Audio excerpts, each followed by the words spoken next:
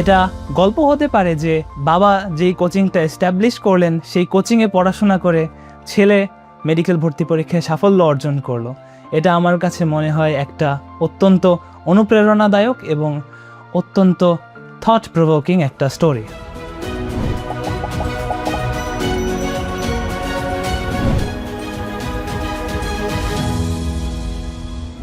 আসসালামু আলাইকুম, আমি তাহসিন হাসান। আমি 2025-26 সেশনের মেডিকেল ভর্তি পরীক্ষায় 11তম স্থান অধিকার করে ঢাকা মেডিকেল কলেজে চান্স পেয়েছি। আমার প্রাক্তন স্কুল ছিল বরিশাল জিলা স্কুল এবং আমার প্রাক্তন কলেজ ছিল বরিশাল সরকারি হাতেম আলী কলেজ। আমি এই পুরো জার্নিতে রেটিনাকে পাশে পেয়ে আমি অনেক আনন্দিত এবং আমি অনেক কৃতজ্ঞ।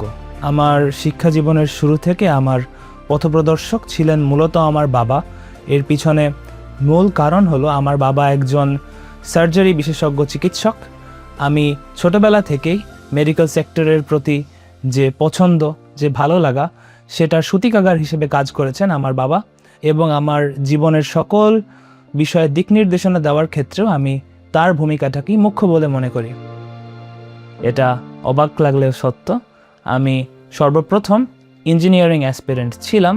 পরবর্তীতে মেডিকেল সেক্টরের প্রতি আকৃষ্ট হয়ে আমি এই দিকে চলে আসি। আমার এই ফেরার পিছনে মূল যারা অবদান রেখেছেন সেটা হলো রেজিনা। তারা আমাকে একটা পরীক্ষার মাধ্যমে এই দিকে নিয়ে এসেছেন। আমি রেটিনার প্রি মেডিকেল, রেটিনার বায়োকেমিস্ট্রি প্রোগ্রাম এবং রেটিনার মেডিকেল সংক্রান্ত সকল প্রোগ্রামেই আমি ছিলাম।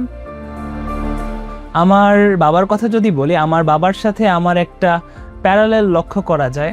আমরা দুজনেই আমাদের একাডেমিক লাইফে ইঞ্জিনিয়ারিং সেক্টরের দিকে দিকনিপাত করেছিলাম এবং পরবর্তীতে জীবনের খেলায় আমরা মেডিকেলের দিকে চলে আসি।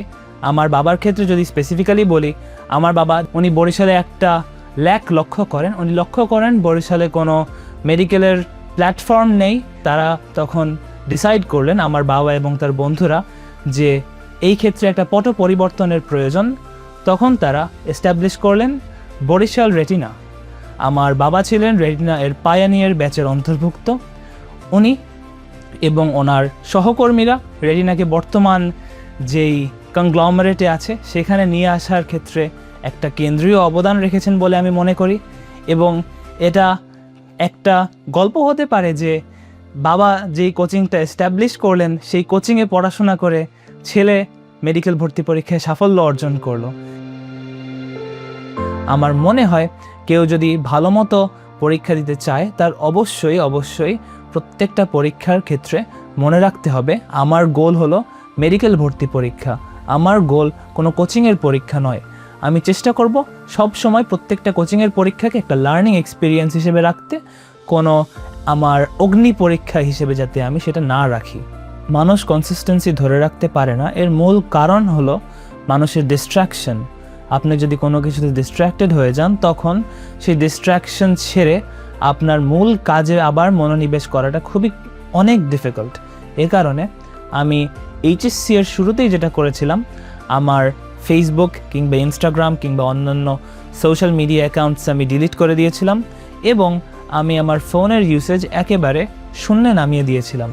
আমি শুরুতেই এটা বুঝতে পেরেছিলাম যে আমি যদি অন্য কোনো দিকে আমার দৃষ্টি দেই তখন পড়াশোনা আমার জন্য একটা দ্বিতীয় অপশন হয়ে যাবে। আমি কেবল পড়াশোনাকেই আমার অপশন হিসেবে রেখেছি। এটাকে বলা হয় টানেল ভিশন। আমি পুরো অ্যাডমিশন সিজন, পুরো একাডেমিক সিজন জুড়েই টানেল ভিশনের পথপ্রদর্শক ছিলাম। আমি মনে করি কেউ যদি শুধুমাত্র পড়াশোনাকেই নিজের জীবনের অংশ করে নিতে পারে তখন এই সমস্যাটা তার কাছে কোনো সমস্যাই মনে হবে না। পরীক্ষার দিন আমার অনুভূতিটা আসলে হয়তো অন্য সবার চেয়ে একটু ডিফারেন্ট ছিল। আমি পরীক্ষার আগের রাতগুলোতে নিজেকে আসলে এক ধরনের সেলফ কন্ডিশনিং করেছিলাম। আমি সেলফ বিলিফ থিওরেমের অনুসারে নিজেকে বারংবার বলেছিলাম যে আমি পারবো, আমার দ্বারা হবে, আমি প্রিপারেশন নিয়েছি, আমার পক্ষেই সম্ভব। এরকম বিভিন্ন অপটিমিস্টিক শব্দ নিজেকে বারংবার বলার কারণে আমার ব্রেইন পেসিমিজম অর্থাৎ নৈরাজ্যবাদ এই জিনিস থেকে পুরোপুরি দূরে সরে গেছিল এবং আমি পরীক্ষার আগে পুরোটা সময় ছিলাম কাম এবং পুরোটা সময় আমার মাথা ছিল ঠান্ডা। আমি যদি রেটিনা এর ক্লাসেসের কথা বলি, মেডিকেলের সবচেয়ে বড় যেই সমস্যাটা সেটা হলো বইয়ের তথ্য অনেক। এই তথ্য আসলে কোনটা পড়ব, কোনটা বাদ দিব, কোনটা গুরুত্ব সহকারে পড়ব, এটা সম্পর্কে একজন স্টুডেন্ট হিসেবে স্বভাবতই আমাদের কোনো আইডিয়া থাকাটা ন্যাচারাল না। তো আমরা যেটা করি, এই ক্লাসে প্রত্যেকটা পড়া কনসাইজ করে দেওয়া হয় এবং আমাদেরকে কেবল একটাই টার্গেট দেওয়া হয়, যে কনসাইজ করে দেওয়া হয়েছে সেটা যেন আমি ক্যারি করে মেডিকেল ভর্তি পরীক্ষায় নিয়ে আসতে পারি। এই ক্লাসগুলোর মধ্য দিয়ে রেটিনা আমাদেরকে নিশ্চিত করে আমরা যেন একটা ফুললি ফ্লেজড মেডিকেল অ্যাসপিরেন্ট হতে পারি, আমরা যেন দিক বিদিক না ঘুরে সঠিক পড়াশোনা করতে পারি। রেটিনা এর প্রশ্ন আপনি মেইন ভর্তি পরীক্ষায় গিয়ে দেখবেন আপনি যেন রেটিনারি একটা এক্সাম দিচ্ছেন। তাদের প্রশ্ন খুবই কনসাইজ হয়, তাদের প্রশ্ন সহজ হয়, তাদের প্রশ্ন স্ট্যান্ডার্ড হয়। তারা কখনোই অহেতুক কঠিন প্রশ্ন কিংবা অযাচিত সোজা প্রশ্ন যাতে তারা স্টুডেন্ট আনতে পারে এরকম প্রশ্ন তারা কখনোই করে না। টিচাররা যেহেতু নিজেরা মেডিকেল কলেজে পড়াশোনা করেছেন, তারা নিজেরা মেডিকেল ভর্তি পরীক্ষা দিয়ে গেছেন, রেটিনা এর সকল স্টাফই যেহেতু মেডিকেলের সাথে সম্পৃক্ত, তাই তারা প্রশ্ন কি হয় কি না হয় এটা সম্পর্কে তাদের চেয়ে ভালো কারো আইডিয়া থাকে না। এবং এই কারণেই আপনি দেখবেন প্রত্যেক বছরই যারা ফার্স্ট, সেকেন্ড, থার্ড হচ্ছে তারা সবাই বলে যে রেটিনায় যেই মার্কস পেয়েছিলাম সেই মার্কসটাই মূল ভর্তি পরীক্ষায় পেয়েছি।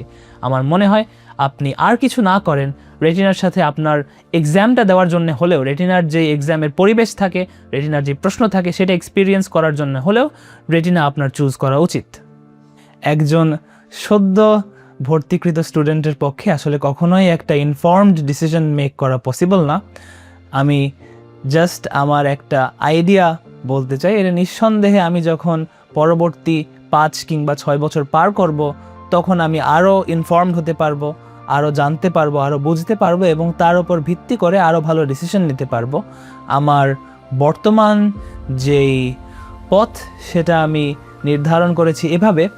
আমার ইচ্ছা হলো মেডিকেল ভর্তি পরীক্ষার পরবর্তী যে 5 বছর থাকে MBBS এর কোর্সটা, এই 5 বছরের কোর্সের পাশাপাশি আমার ইচ্ছা USMLE নামে একটা ডিগ্রি আছে, এই ডিগ্রিটা MBBS এর সাথে পাশাপাশি দেওয়া যায়।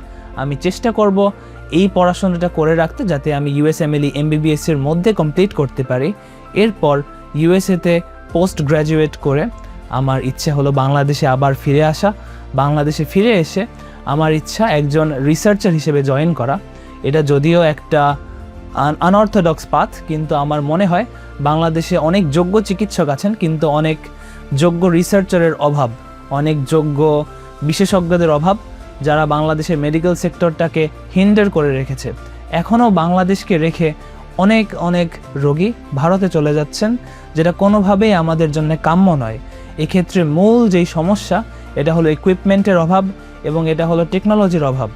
এক্ষেত্রে আমি মনে করি একজন যোগ্য রিসার্চার হিসেবে আমি এই ক্ষেত্রে হেল্প করতে পারবো, আমি ডাক্তারদের সাহায্য করতে পারবো এবং আমি যে টেকনোলজিক্যাল সাইড আছে, বাংলাদেশের ল্যাক যে ক্ষেত্রে আছে, আমি সেই ক্ষেত্রে একটা বিপ্লব আনতে তো পারবো না হয়তো, কিন্তু চেষ্টা করতে পারি। আমি কোন সাবজেক্টে পড়বো সেটা এখনও জানি না, কিন্তু আমি ফিল্ড রিসার্চের দিকে যাব এইটুকু আমি আপাতত সিদ্ধান্ত নিয়েছি।